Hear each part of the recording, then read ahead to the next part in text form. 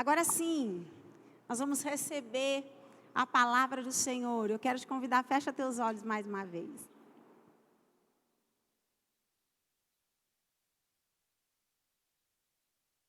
Pai, a tua palavra diz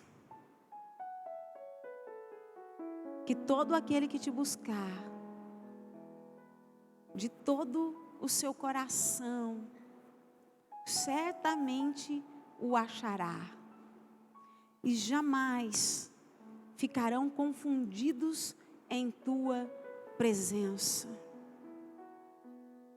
E é essa geração que vai trilhar os caminhos que o Senhor projetou. Por isso, nesta noite, nós queremos te clamar.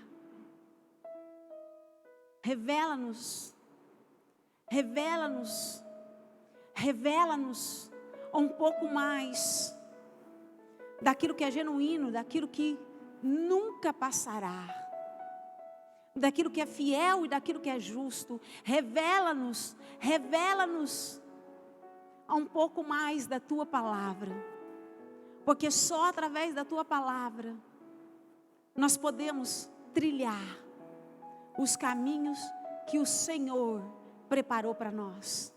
Caminhos de paz e não de mal. Porque só a tua vontade, ela é boa, ela é perfeita e ela é agradável. Então, ora vem, Senhor Jesus. Ora vem, Senhor Jesus. Porque mais do que ser um Deus abençoador, o Senhor também é um Deus que muito tem prazer em se revelar. Revela no Espírito Santo um pouco mais da tua palavra. É o que nós oramos, é o que nós pedimos, é o que nós te agradecemos. No nome de Jesus, amém e amém. Amém? Aleluia. Eu queria compartilhar com você uma palavra a qual o Senhor trouxe ao meu coração durante essa semana. E o nome dessa mensagem é Nas Mãos de Deus. Nas mãos de Deus. Eu não sei se você já reparou, mas é muito comum muitas pessoas afirmarem que estão nas mãos de Deus. Já reparou nisso? Eu creio que todos nós já ouvimos muito isso. Ou alguém falar, ou até mesmo nós mesmos. Eu estou nas mãos de Deus. Ou a minha vida está nas mãos de Deus. Quantas vezes nós ouvimos isso? Ou quantas vezes nós mesmos dissemos isso? Mas a pergunta para nós esta noite, e para você que está me ouvindo aí nessa casa é: será que nós sabemos o que de fato isso significa?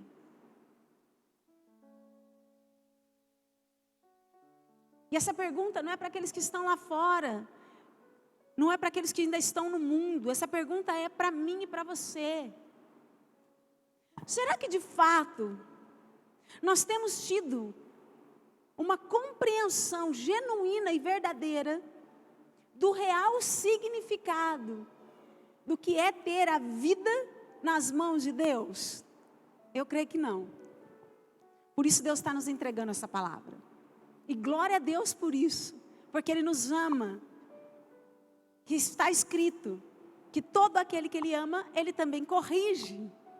Eu creio que a igreja, na sua maioria, a igreja na terra, ainda está numa visão muito rasa do real significado, do que realmente é ter a sua vida nas mãos de Deus. Do real significado disso. E eu queria que você fosse comigo num texto ao qual Deus me levou, tão tremendo, está lá no livro de Deuteronômio, capítulo 33, vai lá.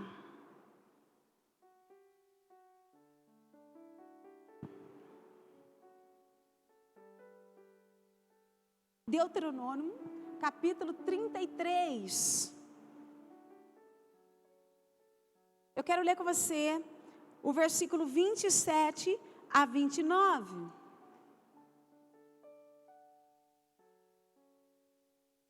do 27 ao 29. Você está lá? Olha que texto tremendo.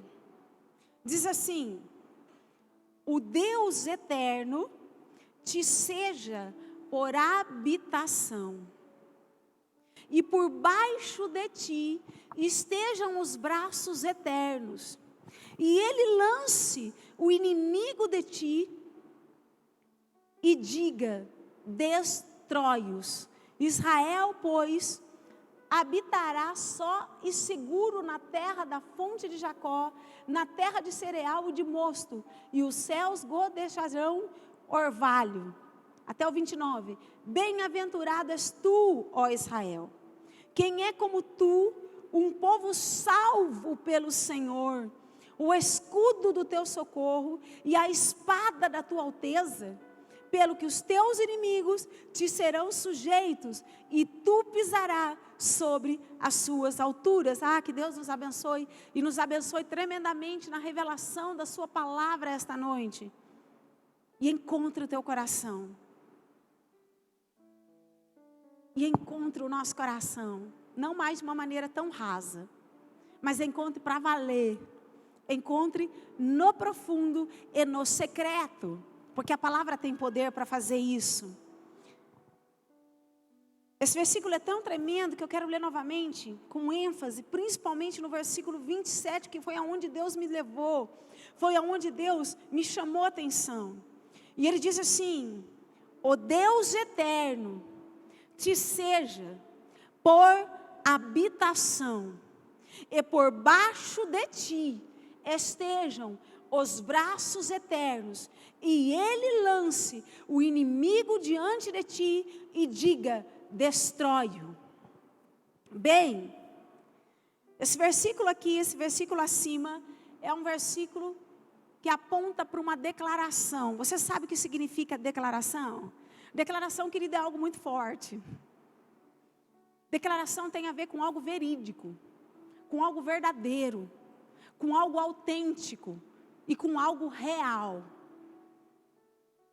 E é tão lindo, porque nesse versículo 27, Moisés está usando esse versículo para fazer uma declaração, para trazer algo que é de verdade na vida dele.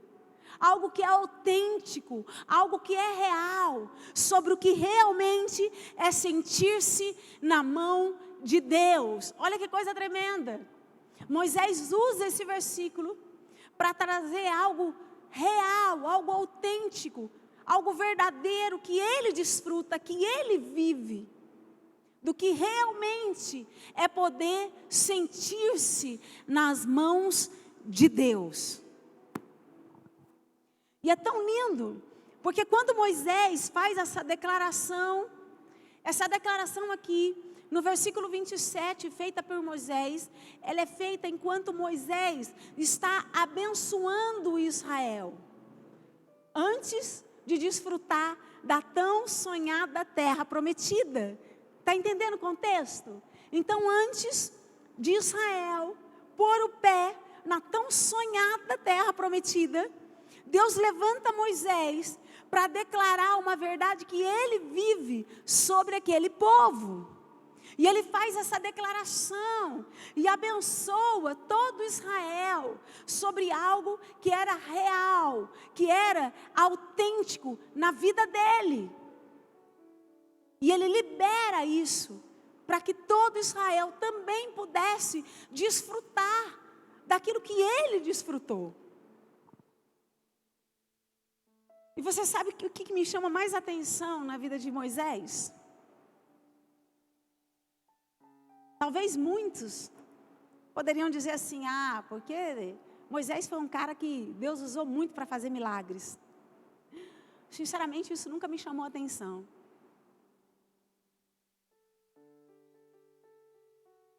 Você sabe o que mais me chama a atenção na vida desse homem?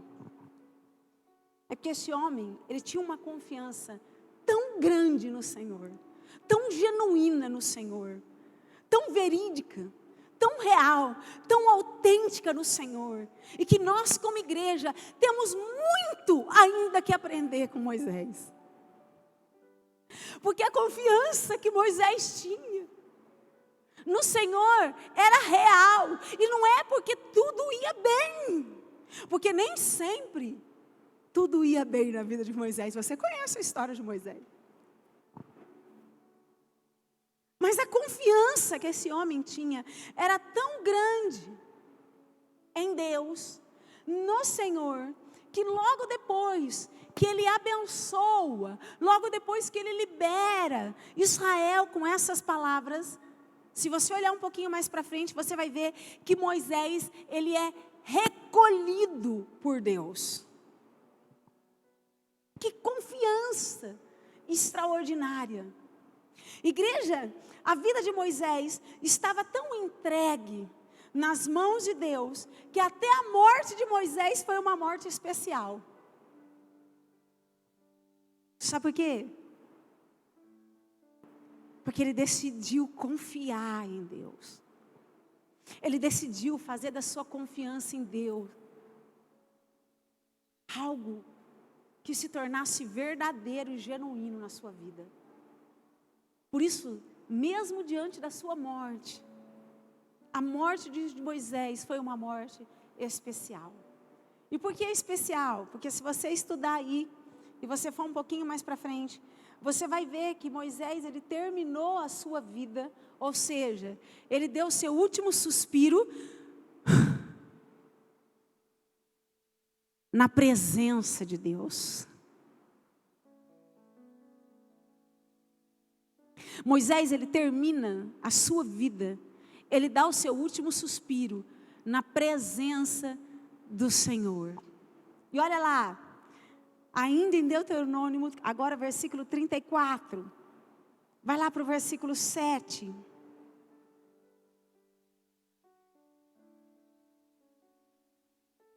Quer ler comigo o versículo 5? Assim morreu ali Moisés, servo do Senhor, na terra de Moabe, conforme o dito do Senhor. E este o sepultou num vale, na terra de Moabe, de fronte de Bet-peor, e ninguém tem sabido até hoje a sua sepultura. Era Moisés, da idade de 120 anos, quando morreu. Os seus olhos nunca se escureceram e nem perdeu ele o seu vigor. Agora corre lá para o versículo 10. E nunca mais se levantou em Israel profeta algum como Moisés, a qual o Senhor conhecera face a face. O que me chama mais atenção na vida de Moisés? A confiança que ele tinha no Senhor. Muito mais do que os milagres. Muito mais do que esse homem pôde desfrutar de Deus para com a vida dele. Mas foi um homem que confiou no Senhor de forma genuína. Por isso, até o fim da vida dele foi de forma especial. Eu quero falar uma coisa para você hoje. Uma coisa que Deus tem falado no meu coração essa semana. Há uma grande diferença de ter uma vida nas mãos de Deus e de ter momentos nas mãos de Deus. E infelizmente, a igreja da nossa geração desfruta mais de momentos do que de uma vida nas mãos de Deus. Moisés foi um homem que ele não teve momentos nas mãos de Deus, mas ele foi um homem que teve todo um viver na presença de Deus. E quando nós decidimos como cristão também ter uma vida nas mãos de Deus, nós passamos a desfrutar de um começo, meio e fim, guardado, planejado e abençoado por Deus. Vou repetir. Quando você decide ter a sua vida nas mãos de Deus, você passa a desfrutar de um início, de um começo, meio e fim, debaixo das bênçãos, da proteção e do planejamento de Deus, que é infinitamente maior e melhor de tudo aquilo que a gente pode planejar para nós mesmos. E um fim que aponta para toda uma eternidade. Então, por isso que eu não me canso de dizer, se tem algo que vale a pena nessa terra, está em poder, em pertencer a Deus, em gastar cada fôlego da nossa vida para Deus. Porque só assim nós vamos desfrutar de um começo, meio e fim, e de um fim que nos leva para uma eternidade, debaixo das bênçãos e do planejamento dele. Olha que coisa tremenda, que coisa maravilhosa. E Moisés foi um homem que teve uma vida debaixo das bênçãos, guardado e debaixo de um planejamento que Deus fez para ele. Por isso eu creio que se Moisés estivesse aqui conosco, com certeza ele falaria o quanto valeu a pena servir a Deus. Porque certamente Moisés viveu coisas maiores e melhores. Certamente Moisés foi um homem que viveu aquilo que nem olhos viram, nem ouvidos ouviram, nem passou na mente e no coração dele. Tudo aquilo que ele viveu na presença do Senhor. Mas isso é fruto de confiança. Isso é fruto de confiança. E Moisés, ele confiou no Senhor. Por isso ele pôde desfrutar, ele pôde trilhar de um caminho planejado por Deus, ou seja, infinitamente maior. Deixa eu dizer uma coisa para você. O que Deus tem para mim e o que Deus tem para você, biblicamente, é infinitamente maior, mas depende de mim e de você, para que isso seja real ou não. E aí o Senhor começou a falar ao meu coração durante essa semana. O que realmente significa estar nas mãos de Deus. Eu quero falar com você 4 coisas que realmente significa estar na mão de Deus. E eu creio que quando você for falar que a tua vida está na mão de Deus, você vai pensar antes. Depois dessa palavra, antes de responder. O que realmente significa estar nas mãos de Deus. Você está pronto? Amém. Então a primeira coisa que significa estar nas mãos de Deus, eu queria que você repetisse aí no teu secreto, diga aí comigo, presença.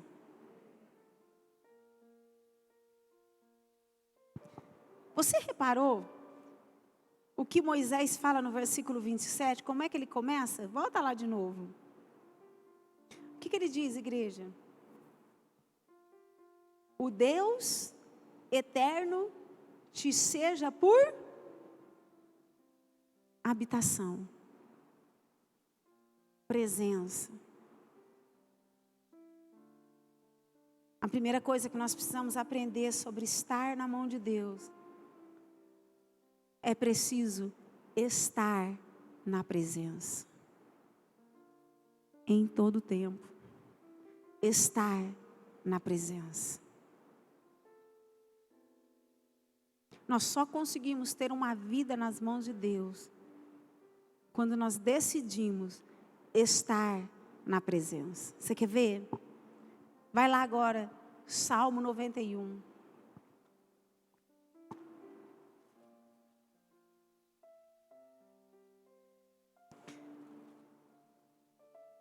Olha o que diz o versículo 1. Aquele que habita no esconderijo do Altíssimo, à sombra do Onipotente descansará. A primeira coisa que você precisa para realmente estar nas mãos de Deus, para realmente ter uma vida nas mãos de Deus, é decidir fazer da presença de Deus a sua única habitação e não uma trincheira. Eu não sei se você entende um pouco de exército, eu nada, mas eu aprendo bastante com o pastor. Ele gosta disso, né? Essa questão de guerra, todos os filmes que ele assiste na Netflix é só de guerra, só por Deus. Mas a gente aprende bastante com o mundo espiritual, porque o mundo espiritual é um mundo de guerra. porém uma guerra já vencida.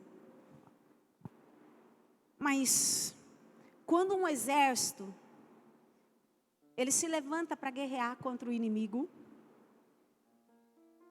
uma das coisas que ele faz para se proteger do inimigo, uma das coisas que ele faz para que ele não seja visto pelo inimigo, você pode assistir lá os filmes de guerra, você vai ver que o exército, ele constrói uma trincheira. Você sabe o que é trincheira? Trincheira nada mais é do que um buraco fundo no chão. Então eles vão, constroem um buracão fundo no chão, e aí eles se colocam lá dentro. Para quê? Para que durante toda a guerra, eles fiquem ali dentro. E ali dentro eles sejam protegidos do inimigo. Eles não sejam alvos do inimigo. O problema é que quando a guerra acaba, quando tudo acaba, você nota que aqueles guardas, aqueles soldados, eles saem das suas trincheiras e cada um segue a sua vida segundo a sua própria vontade. É assim que funciona num exército, no reino natural. Eles cavam uma trincheira para se proteger, apenas em tempo de guerra. E quando a guerra acaba, cada um sai da trincheira e segue a sua vida, segue o seu caminho. E aí você pode falar assim, pastor, o que tem a ver isso conosco? Tudo. E misericórdia. Isso ainda reflete muito a igreja da nossa geração. Quantos filhos de Deus se encontram assim? Que só em tempos de dificuldade buscam a Deus, clamam a Deus, servem a Deus.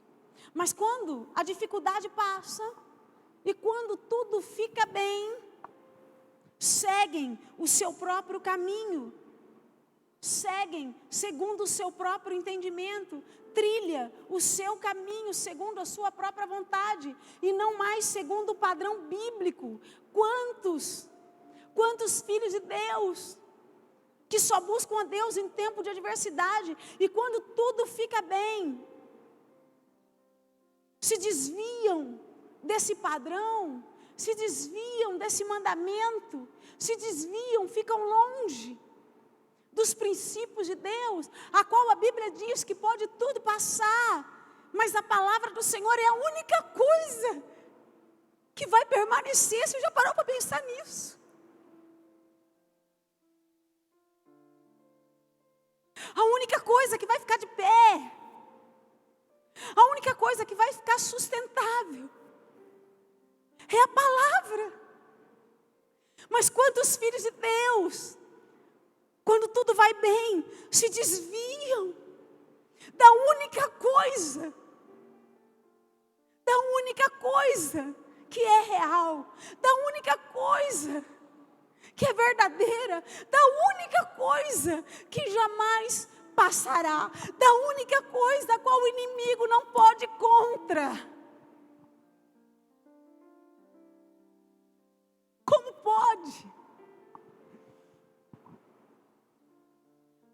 Quantos assim, que no momento que vai tudo bem, já não andam mais segundo o padrão de Deus, mas estão andando segundo a sua própria vontade. Eu quero dizer para você, igreja, que há um padrão de Deus para todas as coisas. Porque nós servimos um Deus de excelência, nós servimos um Deus de plenitude, nós servimos um Deus que nos assiste em tudo. Por isso, há um padrão para todas as coisas. Porque nós servimos um Deus que quer nos assistir em tudo, de dentro para fora.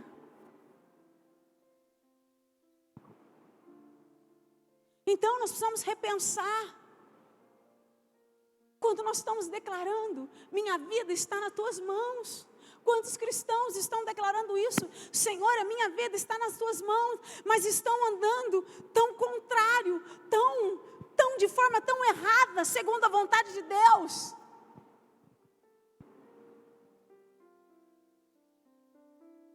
E isso serve para todas as áreas da nossa vida. Não adianta a gente encher a boca para falar, a minha família está nas mãos de Deus, se a minha família não está no centro da vontade de Deus. Não adianta você como cristão encher tua boca para falar, a minha vida está nas mãos de Deus, se você não vive o padrão de Deus. Não vai adiantar, igreja. Não adianta a gente dizer, os nossos filhos estão nas mãos de Deus, se nós não estamos instruindo os nossos filhos no caminho do Senhor. Segundo aquilo que a Bíblia nos manda, segundo a Bíblia, aquilo que a Bíblia nos fala. Igreja, nós precisamos despertar. Porque de fato o nosso Deus é fiel, mas Ele é fiel à palavra. E a primeira coisa que te faz ter uma vida nas mãos de Deus é estar na presença, é ter um viver na presença. E um viver na presença é muito mais do que sonhos do nosso coração realizado. Um viver na presença é muito mais do que sermos abençoados. Um viver na presença é desfrutar de uma aliança, onde ambas as partes se doam. Deus para comigo, mas eu para com Ele, em todo o tempo, até o meu último respirar. Isso é ter um viver na presença.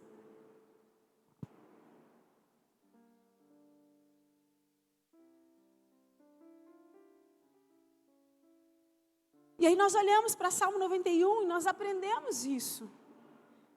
Que ter a vida nas mãos de Deus é fazer de Deus a nossa habitação e não mais a nossa trincheira. Deixa eu falar uma coisa para você. O Salmo 91, diferente do que muitos acham que é para todos, o Salmo 91 não é para todos. O Salmo 91 é para uma geração. Está escrito ali no Salmo 91, é para a geração que se apega a Ele, por quê? Por amor. Você sabe que é se apegar a Deus por amor? É muito mais do que apenas falar, Jesus, eu te amo. Se apegar a Deus por amor é guardar os mandamentos do Senhor, porque também está escrito que todo aquele que me ama guardará os meus mandamentos.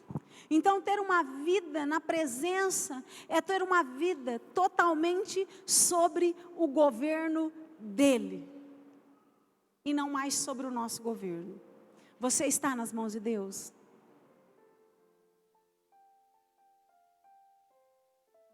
Porque a primeira coisa que vai fazer com que a tua vida e a tua casa esteja realmente nas mãos de Deus é quando você decidir estar sobre o governo dele, em todo tempo, em todo momento, segundo o padrão bíblico, em nome de Jesus. Amém? Então a primeira coisa é presença. Agora olha que interessante. Só depois da presença, sabe qual é a segunda coisa agora? Agora repete comigo. Cuidado. Diga, cuidado. Depois da presença, vem o cuidado. Olha o que Moisés diz. Vai lá de novo.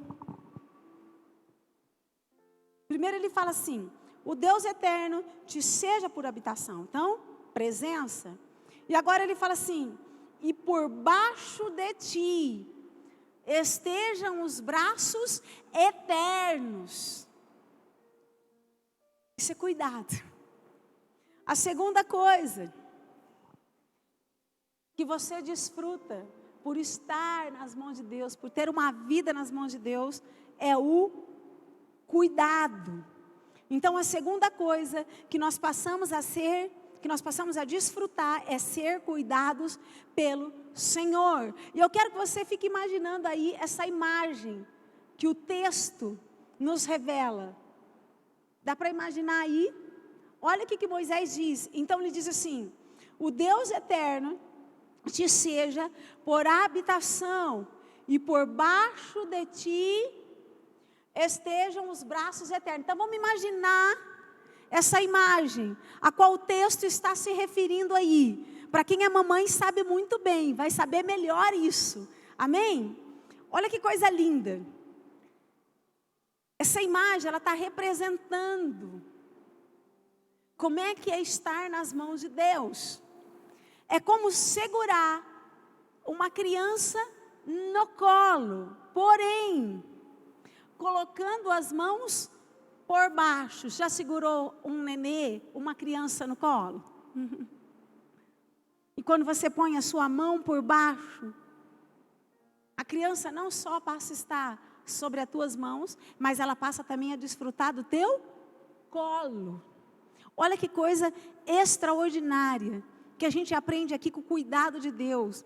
Moisés está falando aqui, ei, Deus não somente nos segura em suas mãos, mas também é um Deus que nos abraça. Um Deus que nos suspende para nos segurar em seu colo. Uau! Esse é o nosso Deus. Isaías 43, versículo 13, vai lá.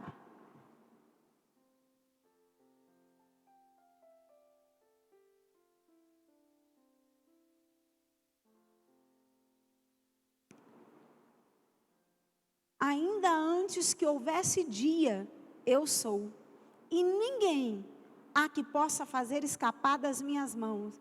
Operando eu, quem impedirá? Cuidado de Deus. Todo aquele que decide ter uma vida na presença, passa a desfrutar do cuidado de Deus. Ou seja, nos momentos mais difíceis das nossas vidas, nós passamos a ser sustentados no colo do Pai. Então, você precisa aprender que estar na mão de Deus também é ser cuidado por Ele. E eu quero dizer sobre isso, sobre esse cuidado. Igreja, em vão se torna todo o nosso cuidado se o Senhor não estiver presente.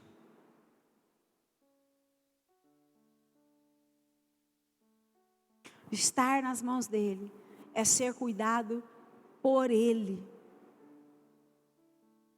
E só o cuidado de Deus nos faz não temer.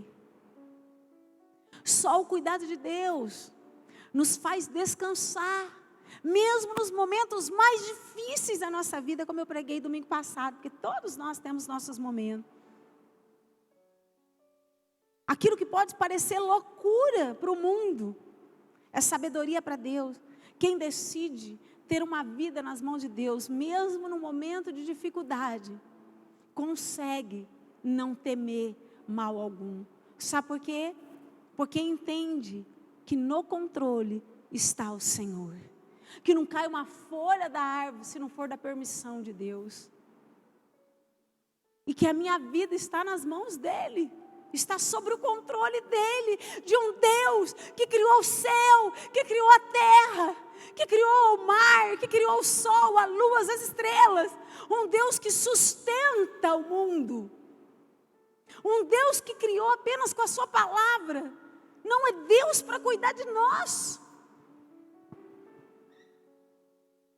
Então, quando a nossa vida passa a estar na presença dEle, nós, independente dos momentos que nós podemos passar, nós sabemos que no controle está o Senhor.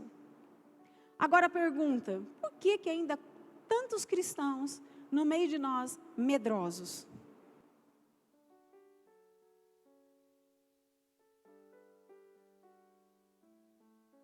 Por que tem tanto cristão ainda que temem o mal? Por que tem tanto cristão que temem o dia de amanhã? Que temem as más notícias? Por quê? E aí o Senhor me falou lá no meu quarto. Porque não tem feito ainda do Senhor a sua habitação. Porque todo aquele que faz do Senhor a sua habitação, pode passar o que for, nós passamos a não temer mal algum, nem na hora da morte. Ou você acha que Moisés temeu?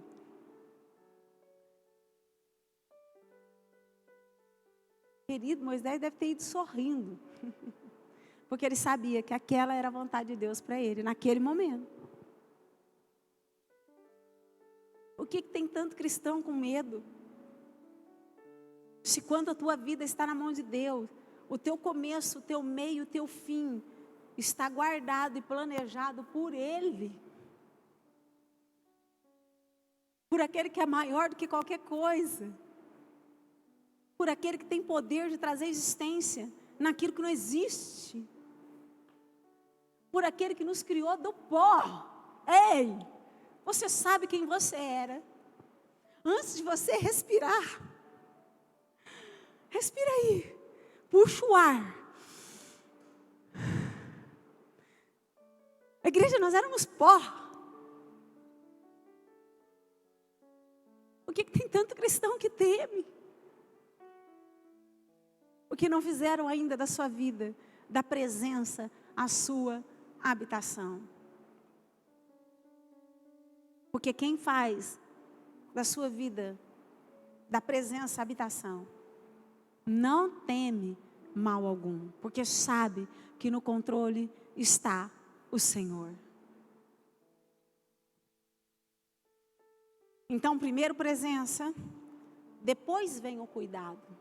Terceira coisa que acontece quando a tua vida está nas mãos de Deus, diga aí, proteção. Olha que Moisés diz, e ele lance o inimigo diante de ti. Gente, que coisa tremenda. Depois da presença, vem o cuidado, depois vem a proteção. A terceira coisa que aprendemos é que nós passamos a ser protegidos por Deus. Protegidos por Deus. Eu não sei se você entende o que é ser protegido por Deus. Vai lá em 1 João, capítulo 5.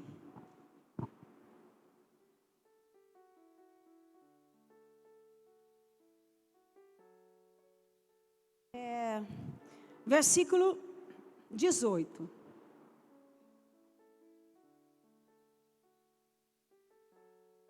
Sabemos que todo aquele que é nascido de Deus não peca, mas o que de Deus é, gerado conserva-se a si mesmo, e o maligno não lhe toca. Então você precisa entender algo aqui, igreja. Todo aquele que anda segundo o padrão de Deus, todo aquele que mesmo diante das suas falhas, porque todos nós falhamos, amém? Todos nós pecamos. Mas a Bíblia está dizendo aqui que mesmo diante do pecado, todo aquele que pecar, mas imediatamente se arrepender, ou seja, se consertar dos seus maus caminhos, realmente ter um arrependimento, ter uma transformação, esses o inimigo jamais pode tocar. Mas para uma geração que anda com Deus, peca, mas não há arrependimento. Pelo contrário, o pecado se torna iniquidade. Acha que tudo vai bem. Ei, aguenta aí, o inimigo toca. E é por isso que tem muito cristão sendo tocado pelo inimigo. Diga misericórdia. Porque nós estamos vendo uma geração de cristãos que ao invés de andar no caminho do arrependimento, andam no caminho do quê? Da iniquidade. Deixa eu falar uma coisa para você. Para aqueles que andam sem arrependimento, que andam na iniquidade, Deus não tem compromisso com esses. O compromisso de Deus são para aqueles que se arrependem. O compromisso de Deus são para aqueles que confessam os seus pecados, mas também se arrepende, abandona os maus caminhos. Uma geração que não abandona o mau caminho, como é que pode acreditar que Deus tem compromisso nisso? Não, Deus não tem compromisso com a iniquidade. Deus não tem compromisso com o pecado. Ele é santo. Ele é santo. Por isso tão necessário nos arrependermos todas as vezes que pecarmos. Tão necessário termos uma vida de arrependimento, porque todos nós pecamos, todos nós falhamos. mas tão necessário, corrermos e se voltarmos para Deus. Por quê? Porque a iniquidade nos cega. A iniquidade faz com que a gente não deixe de discernir o que é certo do errado. Não é mais o mundo que não está conseguindo discernir o certo do errado. A igreja de Cristo, da nossa geração, já não consegue discernir o que é certo do errado. A igreja de Cristo tem apoiado o que é errado. A igreja de Cristo tem andado naquilo que é errado. E tem acreditado que viverá, que vai desfrutar da proteção de Deus. Não, não vai. Porque aquele a qual Satanás não pode tocar é aqueles que se arrependem. É aqueles que desejam agradar a Deus e não a si mesmo, e não as suas próprias vaidades, suas próprias concupiscências. Esses Deus não tem compromisso, igreja.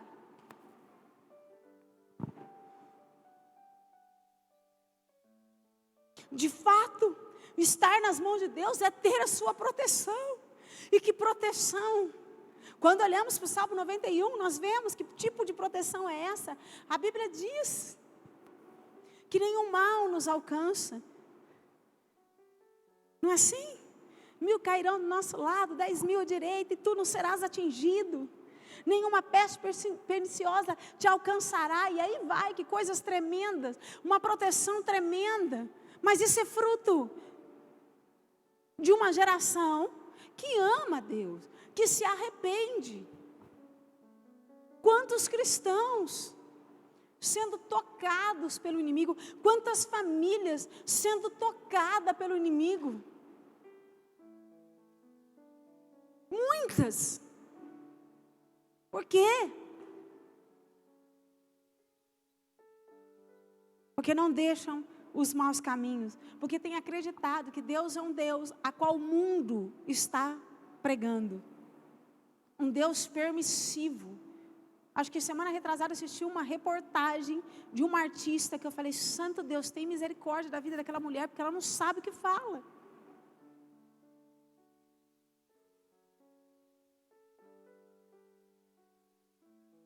A forma como ela estava declarando de quem era Deus para ela. Pensa num Deus permissivo.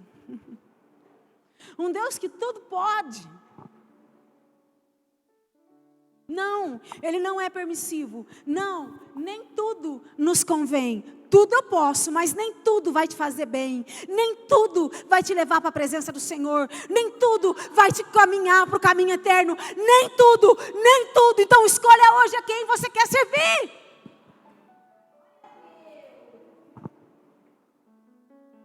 Ele fez questão de nos deixar um limite, que é a sua palavra. E que limite maravilhoso.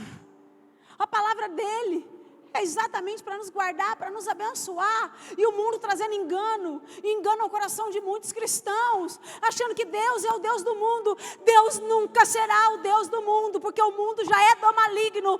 Deus será um Deus de uma só geração, aquela que se rende, todo aquele que confessar Jesus Cristo como Senhor e Salvador, e se render à palavra, esse será o Deus dessa geração.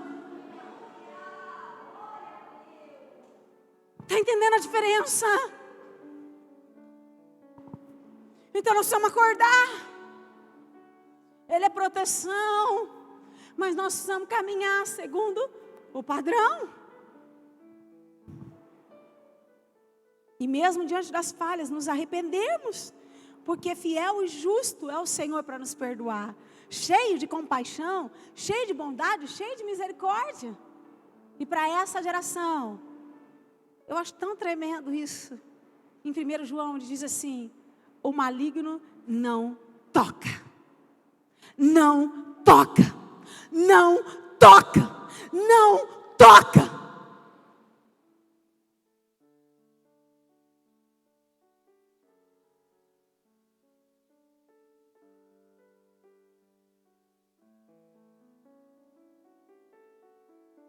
Proteção.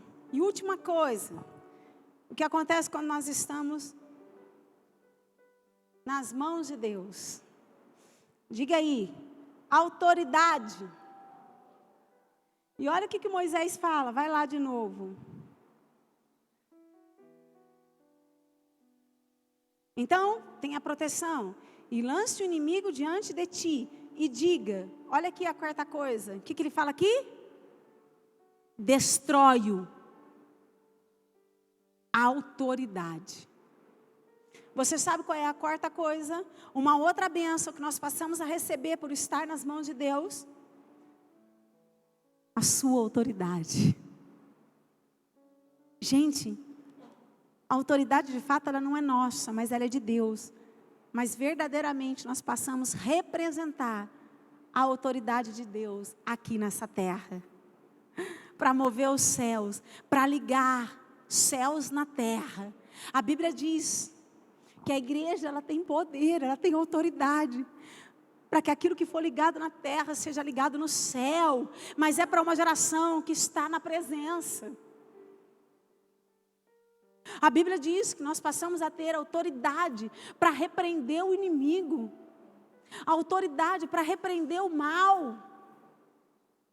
Tudo aquilo que não vem do Senhor. Nós temos que usar a autoridade no nome dEle para repreender. A autoridade para não ser subjugado a Satanás.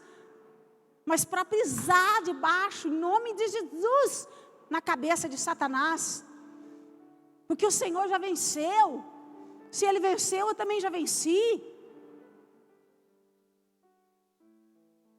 Ele é Deus da nossa vida, Ele faz o que Ele quiser. Mas aquilo que não vem dEle, nós não podemos abaixar a cabeça e achar que está tudo bem. Nós temos que usar a autoridade sim, do nome de Jesus. E não aceitar aquilo que vem de Satanás contra a nossa vida, contra a nossa casa, contra a nossa família. Nós devemos repreender.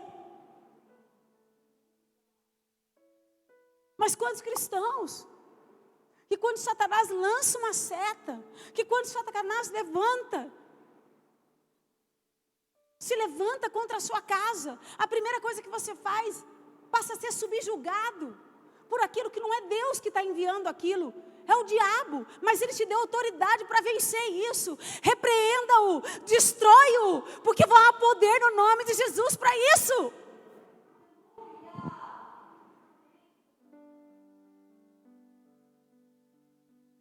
Se você estiver na mão de Deus, não aceite nada de mal. Nada daquilo que vem de Satanás. Mas nós aceitamos tudo aquilo que vem de Deus. Amém? Seja o que for que vem de Deus, nós aceitamos. Porque Ele é Deus. Mas aquilo que não vem de Deus, não. O que vem de Satanás, não. Nós temos autoridade para repreender o inimigo. Nós temos autoridade para repreender todo o levante de Satanás contra as nossas vidas. Você tem feito isso?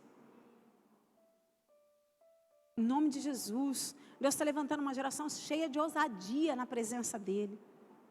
Uma geração que não teme Satanás.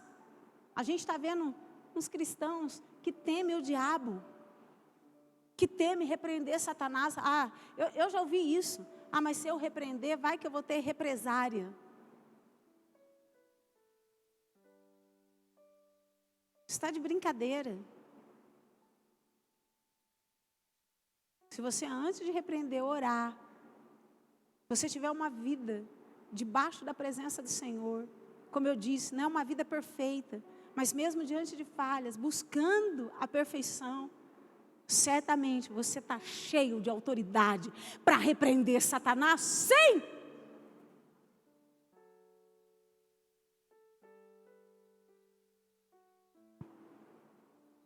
Quem está nas mãos de Deus, recebe a autoridade.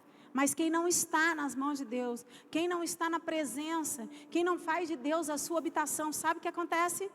Está apanhando de Satanás, gente. Você acha que isso é brincadeira? Eu digo para você que não é. Se você olhar lá em Atos, capítulo 19, isso é tão profundo. E eu quero ler com você. Olha lá. Atos, capítulo 19.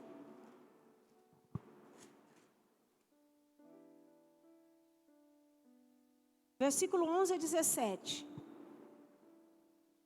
E Deus, pelas mãos de Paulo, fazia maravilhas extraordinárias, de sorte que até os lenços e aventais se levavam do seu corpo aos enfermos, e as enfermidades fugiam deles, e os espíritos malignos saíam. E alguns dos exorcistas judeus, ambulantes, tentavam invocar o nome do Senhor Jesus sobre os que tinham espíritos malignos, dizendo: esconjuro-vos por Jesus, a quem Paulo prega. Os que faziam isso eram 7 filhos de Seva, judeu principal dos sacerdotes. Respondendo, porém, o espírito maligno disse: conheço a Jesus, e bem sei quem é Paulo, mas vós, quem sois? E saltando neles, o homem que tinha o espírito maligno, e assenhoreando-se dos dois, pôde mais do que eles, de tal maneira que nus e feridos fugiram daquela casa. Meu Deus, diga misericórdia.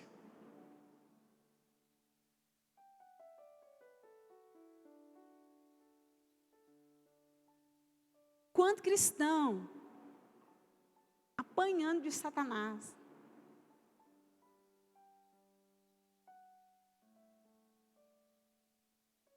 Porque está faltando presença. Porque na verdade não está faltando presença, mas na verdade não estão na presença.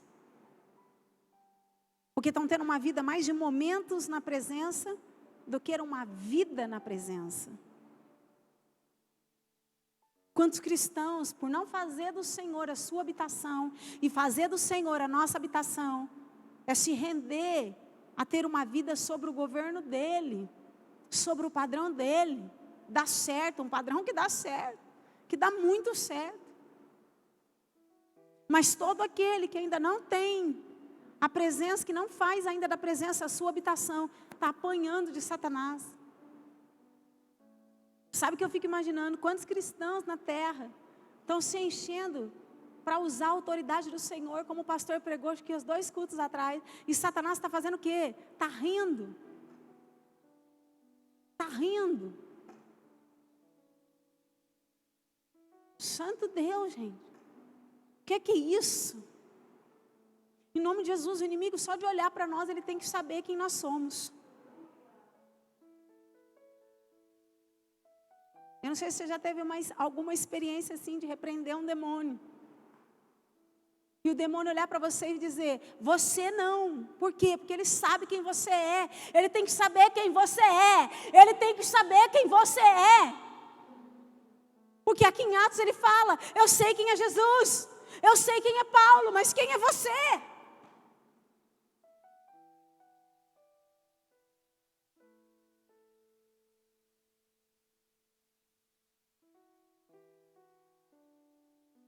Nós precisamos entender hoje, conclusão, nós precisamos se entregar nas mãos de Deus.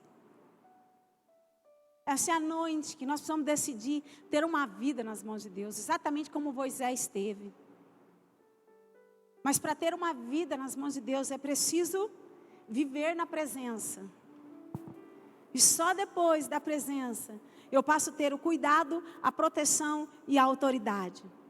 Nós precisamos lembrar que cuidado, proteção e autoridade é fruto da presença. Cuidado, proteção e autoridade é fruto da presença. É fruto da presença. Então, para quem gosta de anotar, para estar nas mãos de Deus, eu preciso permitir ser levado por Deus aonde Ele quiser. Para ter uma vida nas mãos de Deus, é preciso ter tudo em nossas vidas conduzido por Deus, por sua vontade soberana. Isso é estar nas mãos de Deus. É decidir ter o tudo sobre a soberania dEle. Sobre a vontade dEle. Ei, a soberania de Deus ela excede qualquer entendimento. Ela excede qualquer sabedoria desse mundo. Ela vai além, ela não tem limite. E estar nas mãos de Deus é se colocar debaixo dessa soberania, debaixo dessa vontade. É ser conduzido pela soberania de Deus. E não segundo a nossa vontade. Eu quero terminar com o Salmo 37, olha lá.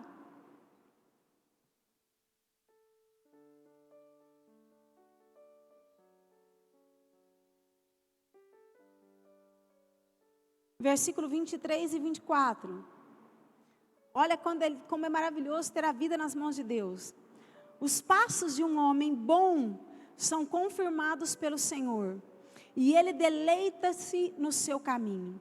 Ainda que ele caia, não ficará prostrado, pois o Senhor o sustém com a sua mão. Aleluia, aleluia. Ter uma vida nas mãos de Deus é ter o tudo sendo conduzido por Ele, pela sua soberania. Então a pergunta para nós hoje: a sua vida está nas mãos de Deus? Sua casa está nas mãos de Deus? Tua família está nas mãos de Deus? Eu queria te convidar a ficar de pé. E antes da gente orar, nós vamos louvar um louvor que o Senhor entregou para mim há muito tempo, há muitos anos, lá atrás. E eu quero dizer para você que foi num momento de grande dificuldade. Foi um momento difícil na minha vida. Mas porque eu tinha decidido ter uma vida na presença. Porque eu tinha decidido não abrir mão de fazer da presença a minha única habitação. Foi naquele momento de dificuldade que o Senhor me ensinou que eu poderia confiar. Que certamente eu desfrutaria não só da presença, mas do cuidado, da proteção e da autoridade.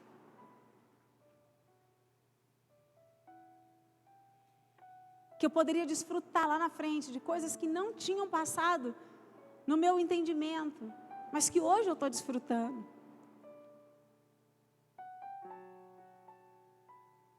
O que a minha casa tem desfrutado hoje é fruto de uma decisão que eu e meu marido fizemos lá atrás.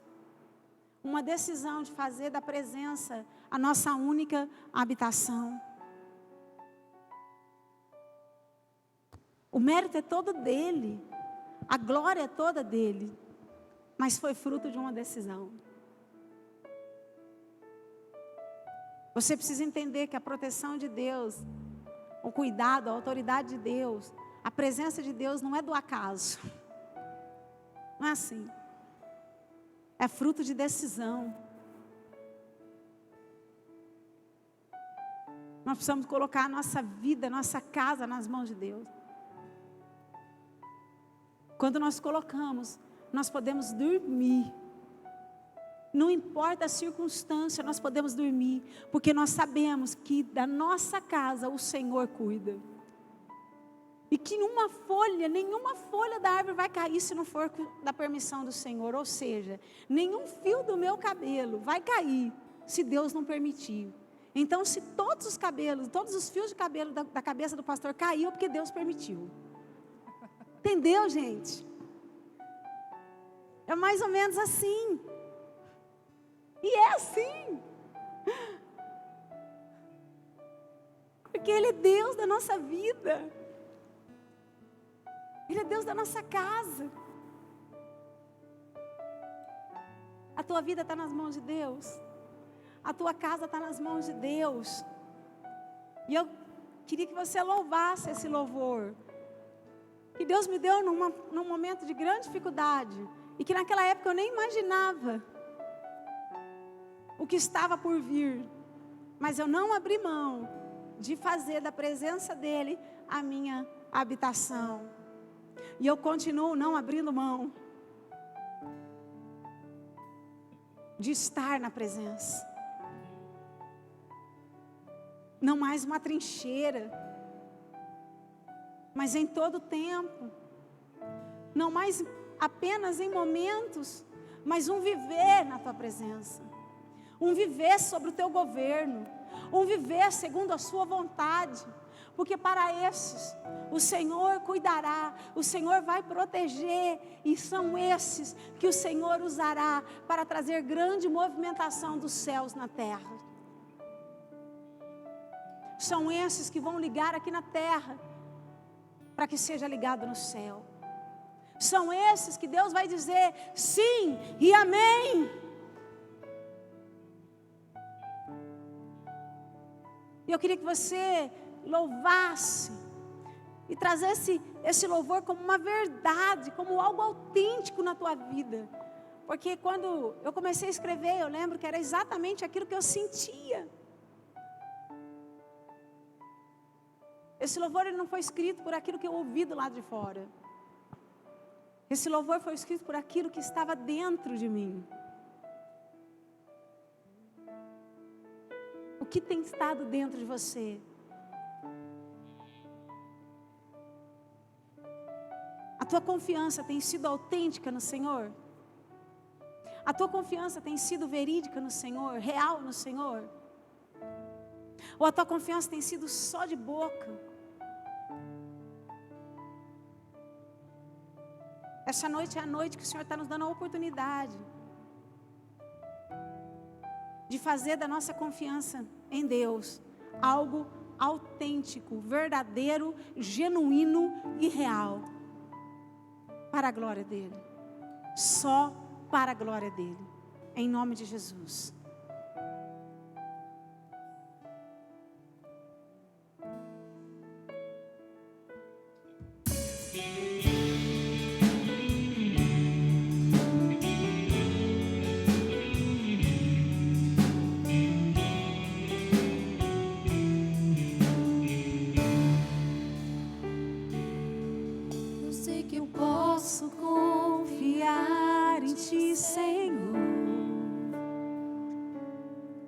Eu sei que eu posso segurar em tuas mãos.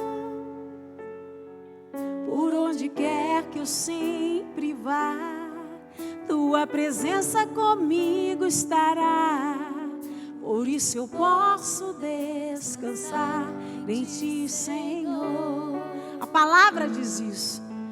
Eu sei que posso confiar. Sim, você pode, porque a Bíblia diz isso. Eu sei que eu posso segurar em tuas mãos.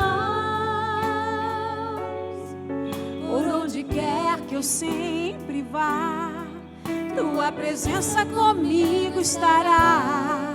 Por isso eu posso descansar em ti, Senhor. És minha força, és minha alegria, és o refúgio, o meu sustento de cada dia, a segurança, a fortaleza minha. Tua presença é o meu prazer de todo dia. Eu sei que posso confiar em ti, Senhor. Eu sei que eu posso segurar em tuas mãos. Por onde quer que eu sempre vá, tua presença comigo estará. Por isso eu posso descansar em ti, Senhor. Eu tenho prazer em ti, Jesus. Prazer em te servir. Eu tenho prazer em ti, Jesus. Prazer em te adorar. Eu tenho prazer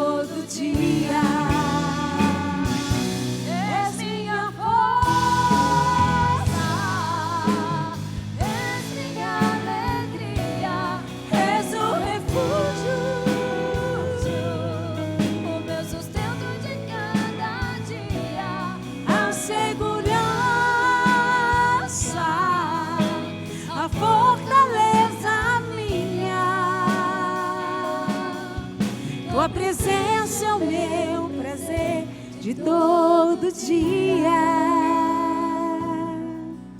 Tua presença é o meu prazer de todo dia.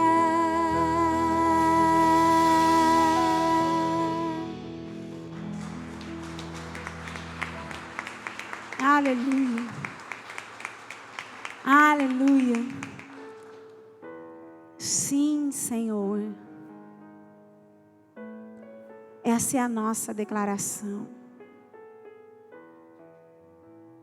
A tua presença é o nosso prazer de cada dia. É o pão nosso de cada dia.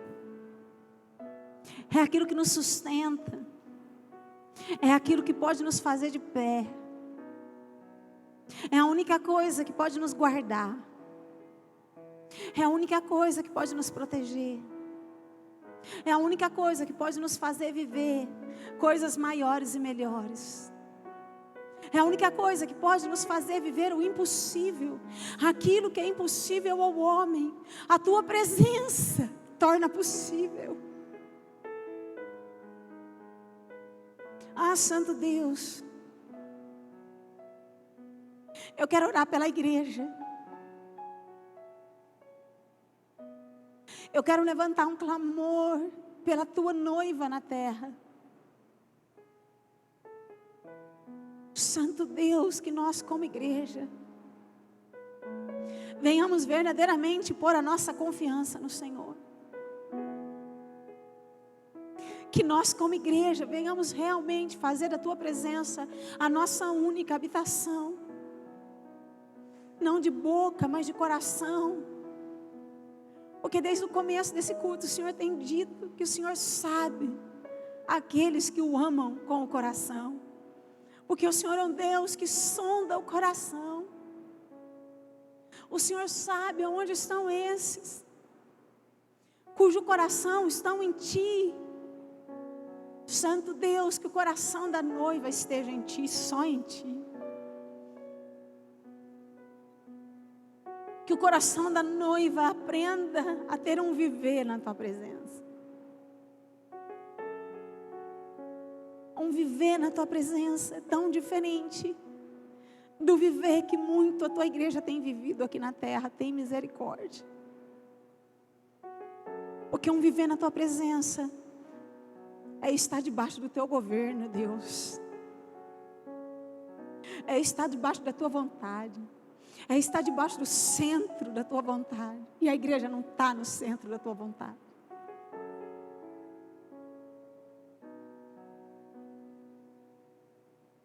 Mas eu creio, pela graça e a misericórdia, que o Senhor usou a vida de Moisés naquele dia, para fazer uma declaração perante o seu povo. Deus, em nome de Jesus, usa minha vida essa noite, por pura graça e misericórdia, para abençoar o Teu povo. Que o Senhor seja a Tua habitação. Que o Senhor seja a Tua habitação de noite, noite e dia. Que você esteja sobre os braços do Pai. E que o Senhor venha lançar os inimigos no meio de ti, para fora. E que você use a autoridade que Ele te deu para destruir todo o mal. Para que todos vejam que há um Deus no meio de nós.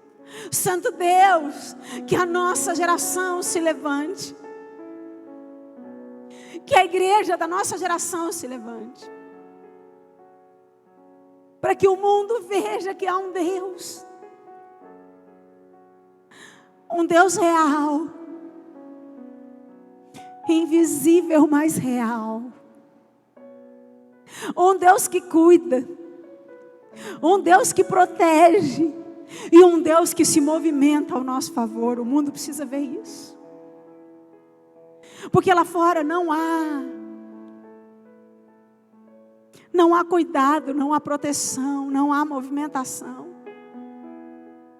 Lá fora já está escrito que só é destruição, porque o diabo veio para matar, roubar e destruir. E é exatamente o que está acontecendo, Deus. Mas essa é a hora de nós como igreja nos levantarmos como Moisés e dizer: ei, há um Deus que é a minha habitação, e a minha vida está guardada na mão dele. Por isso eu não temo o mal, por isso eu não temo o inimigo. Por isso nós usamos a autoridade que o Senhor nos deu nessa noite, no nome de Jesus, para repreender Satanás, para repreender todo mal, para repreender todo laço do passarinheiro contra as nossas vidas, contra a nossa casa. Seja destruído, seja cancelado, porque é no nome de Jesus. Para de temer. Para de temer. Maior é Deus, maior é Deus, maior é Deus. Pai, eu profetizo que uma geração está se levantando nos 4 cantos da terra, que não vai abrir mão de estar na presença em todo o tempo. E para essa geração viverá coisas maiores e melhores. Como o Senhor me disse na sexta-feira, a tua caminhada é longa. Eu quero profetizar sobre a tua casa, sobre a tua família. A tua caminhada é longa. Grandes coisas estão por vir. Coisas maiores o Senhor quer fazer por você e através de você. Sim, para que o mundo veja quem Ele é. Exatamente como a Bíblia diz que Ele é. Ele é Deus. Ele é o eu sou. Ele é o Deus Todo-Poderoso que tem o mundo no controle. Que uma só palavra tudo isso acabaria. Mas ainda tudo está debaixo do planejamento de Deus. Santo Deus, desperta a tua igreja. Desperta a tua igreja. Que venhamos estar todos os dias nas mãos de Deus, para a tua glória. Pai, eu quero abençoar cada casa, cada família, aquelas que estão aqui, aquelas que estão nos ouvindo, que sejam abençoadas na presença do Senhor, com a presença, com o cuidado, com a proteção, com a autoridade. Que essa palavra venha gerar muitos mais frutos, que o Senhor venha continuar trazendo revelações ao nosso coração. O Senhor tem total liberdade de nos revelar a tua vontade. Revela a cada um de nós a tua vontade. Revela a cada um de nós a tua vontade, para a tua glória. No nome de Jesus. Amém e amém. Em nome de Jesus. Amém.